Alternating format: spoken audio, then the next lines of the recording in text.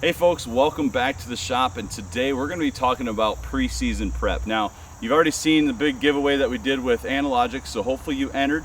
The food plot behind me and the one to my south here is incredible. I mean, it has already grown up probably a good 8 to 10 inches over the last 12 days, and it is just doing great. I have deer in and out of here every single day with new bucks showing up. I'm just waiting for a big mature one, right? But anyway, we're talking about making sure we're shooting out of the setup that we're going to use this hunting season. Now, what I did this year is I have a nice saddle set up here over what we would call a little staging area or like a little kill plot. Now, this is only probably about 15 by 30 feet.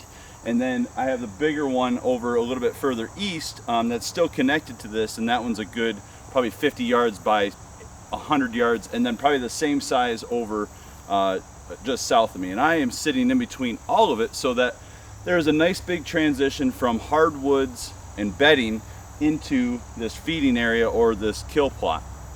And my big concern is making sure that my setup is perfect for my bow and everything else that I'm going to be doing this season. But the biggest thing that we want to talk about today is making sure you're ready for that big moment when the big buck comes in to the spot that you've worked all summer long, and maybe even in the springtime, to make that shot. And what that consists of is making sure you're getting up into that tree stand or that saddle spot prior to the first day of getting in the stand for the big buck.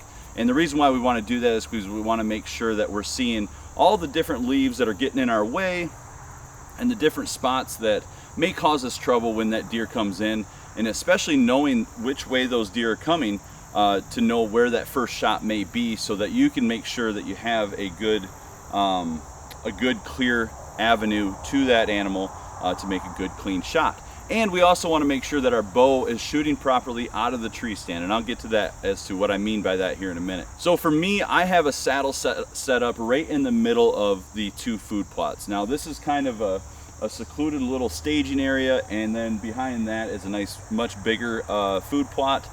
And then on the other side of these woods, this is the south, this is another big field. Now, I have a spot set right in the middle of it, so mainly focusing on this little stage right here, and then if I do get a shot, I have one to the south of me as well. And my big thing when I get up in my saddle spot is to make sure that I'm having proper form. Now, this goes for any time that you're in a tree stand, an elevated blind, or a tree saddle spot, because you're above the deer, right? So when you're above the deer, you're kind of shooting down on them, and there is certain form that you want to create when shooting your bow so that you don't shoot high on that animal or low or whatever have you. But I don't know if you guys remember back in the day, shooting out of a tree stand, you might see a lot of high shots or wonder why your bow is shooting high out of a tree stand or whatever. And it mainly is because you're not hinging at the waist. And what I mean by hinging at the waist, when we draw our bow, when we're out in the driveway or in the barn or whatever, we're drawing our bow pretty much perfectly level to the ground, and that's how we set up all of our anchor points on the bow. So when we're nice and even like this, and we shoot the bow, that's what the bow is sighted in for. Now, when you go to a tree stand, you may start thinking like, okay, I draw the bow, but my arm is down here, yet your anchor points are still up here, and you're gonna end up shooting high. So real quick, nice, easy thing to think about when you're in a tree stand or when you're in a tree saddle or elevated blind. We want to hinge at the waist. We are now a tea kettle. So I draw the bow even to the ground, whether I'm in a tree stand or not, even to the ground, and I hinge at the waist.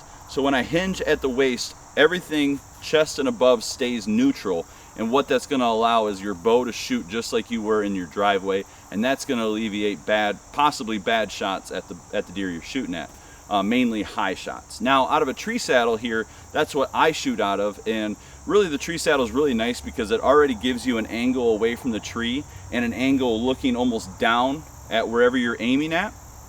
And when you do that, everything's already neutral. So the only thing I have to make sure of is that my chest is nice and tall and I'm drawing back and I'm already kind of on that angle. And if I do feel confused, I can still kind of tighten up my tether.